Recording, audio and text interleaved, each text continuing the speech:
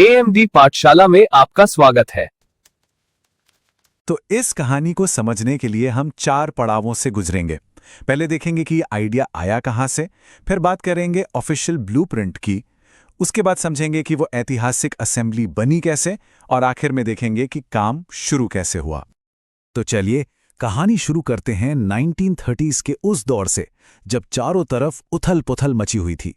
आज़ादी की मांग जोरों पर थी और ठीक उसी माहौल में एक क्रांतिकारी आइडिया जन्म ले रहा था। आइडिया ये था कि भारतीय अपना भविष्य खुद तय करेंगे, अपनी बनाई हुई एक संविधान सभा के जरिए। देखिए, ये सब कुछ रातों रात नहीं हुआ, इसमें वक्त लगा। 3 बहुत जरूरी साल थे। पहला 1934, जब ये मांग पहली बार उठी। फिर आया 1942, जब पहला ऑफिशियल प्रपोजल आया। और आखिर में 1946, जब ये प्लान असल में जमीन पर उतरा। अब 1934 की सबसे मजेदार बात पता है क्या है? ये आइडिया किसी एक दिमाग की उपज नहीं था। ये एक ही वक्त पर अलग अलग जगहों से सामने आ रहा था। देखिए, स्वराज पार्टी ने रांची में इसकी मांग की, दूसरी तरफ एमएन रॉय ने भी यही प्रस्ताव रखा, और फिर इंडियन नेशनल कांग्रेस ने पटना में इसे अपनी ऑफिशियल डिमांड बना लिया। मतलब ये एक ऐसा आइडिया था जिसका वक्त आ चुका था। तो आइडिया तो आ गया। अब बात करते हैं उन ऑफिशियल प्लान्स की जो ब्रिटिश सरकार ने सामने रखे। हाँ, भले ही पहली कोशिश कामयाब नहीं हुई थी। यहां इन 2 मिशनों का फर्क समझना बहुत जरूरी है। देखिए, 1942 का क्रिप्स मिशन पहला ऑफिशियल प्रपोजल तो था, पर उसमें एक बहुत बड़ी प्रॉब्लम थी। उन्होंने कहा कि असेंबली बनेगी, मगर वर्ल्ड वॉर II के बाद, और जाहिर है भारतीय नेताओं को यह हक फौरन चाहिए था, भविष्य के वादे नहीं। बस यही वजह थी कि 1946 का कैबिनेट मिशन कामयाब हुआ, क्योंकि इसने एक ऐसा फ्रेमवर्क दिया जिसे तुरंत इमीडिएटली लागू किया जा सकता था। तो कैबिनेट मिशन ने एक सीधा साधा लेकिन बहुत जरूरी नियम बनाया।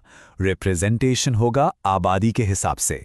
मतलब मोटे तौर पर कहें तो हर 10 लाख लोगों पर एक रिप्रेजेंटेटिव। अब भारत जैसे बड़े और डाइवर्स देश के लिए ये एक बहुत बड़ा कदम था, एक ऐसी असेंबली बनाने की तरफ जो सबको साथ लेकर चल सके।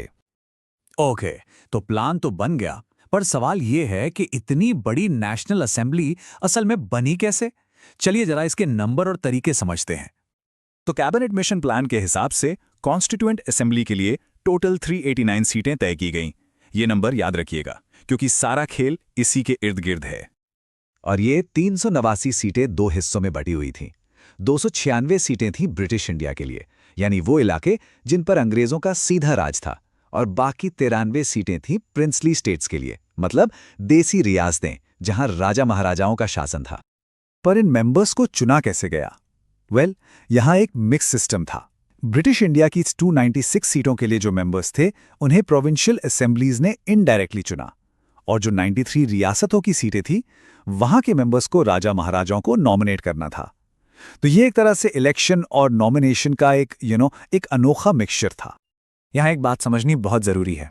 ये जो इलेक्शन हुए वो आज की तरह नहीं थे कि हर कोई वोट दे सके।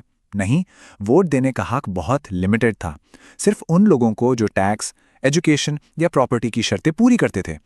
तो हम कह सकते हैं कि असेंबली देश को रिप्रेजेंट तो कर रही थी, लेकिन उसे सीधे सीधे आम जनता ने नहीं चुना था।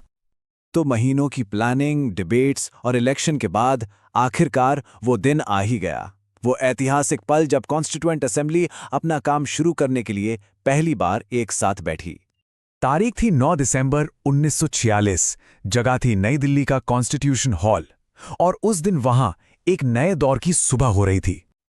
लेकिन एक मिनट, टोटल सीटें तो 389 थीं, पर पहली मीटिंग में सिर्फ 207 मेंबर्स ही पहुंचे। तो सवाल यह है कि बाकी लोग कहां थे? ये सीटें खाली क्यों थी? इन खाली सीटों के पीछे की वजह थी उस वक्त की गहरी सियासी खींचतान। मुस्लिम लीग ने असेंबली का पूरी तरह से बॉयकॉट कर दिया। उनकी मांग थी एक अलग देश पाकिस्तान, और उसके लिए एक अलग संविधान सभा।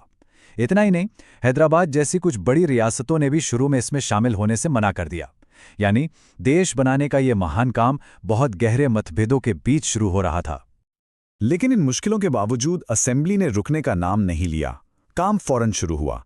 9 दिसंबर को सबसे सीनियर मेंबर डॉक्टर सच्चिदानंद सिन्हा को टेम्पररी प्रेसिडेंट बनाया गया, और सिर्फ 2 दिन बाद 11 दिसंबर को परमानेंट लीडरशिप भी चुन ली गई। डॉक्टर राजेंद्र प्रसाद बने प्रेसिडेंट और H.C. मुखर्जी बने वाइस प्रेसिडेंट और कानूनी सलाह के लिए महान विद्वान B.N. राव को कॉन्स्टिट्यूशनल एडवाइजर बनाया गया। और फिर 13 दिसंबर 1946 को जवाहरलाल नेहरू ने असेंबली के सामने वो ऐतिहासिक ऑब्जेक्टिव रेजोल्यूशन यानी उद्देश्य प्रस्ताव रखा। उन्होंने इसे क्या कहा, सुनिए।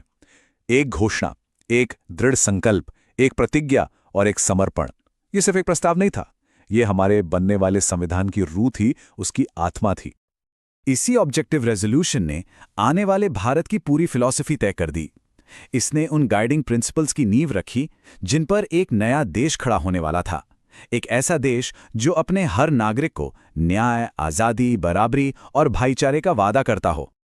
तो सोचिए, एक मामूली से आइडिया से लेकर एक सॉवरेन बॉडी तक का ये सफ़र, ये हमें एक साझे सपने, एक शेयर्ड विजन की ताकत के बारे में क्या सिखाता है। ये यही दिखाता है कि जब इरादे मजबूत हों और एक बड़ा मकसद सामने हो तो इतिहास का रुख भी मोड़ा जा सकता है और एक देश अपनी किस्मत खुद अपने हाथों से लिख सकता है। ऑल द बेस्ट दोस्तों, ऐसे ही मेहनत से पढ़ते रहो।